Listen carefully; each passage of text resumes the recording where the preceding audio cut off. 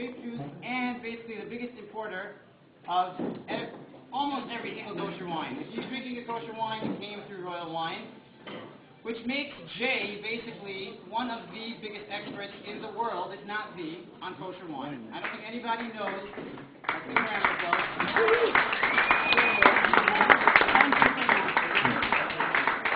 And then if you look online, any kosher event that has wine He's there, going to explain any to kosher you. cooking event, Jay's there.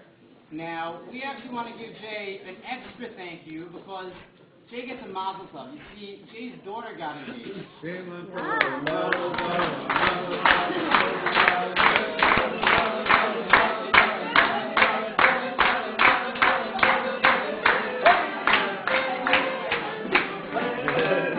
Now, the engagement party was supposed to be today, but because of us, Jay was kind enough to push it off to 7 o'clock in Brooklyn. So Jay's feeling a little bit pressure, so I'm going to turn over the floor to Jay, but we want to just give him a round of applause for not changing the program.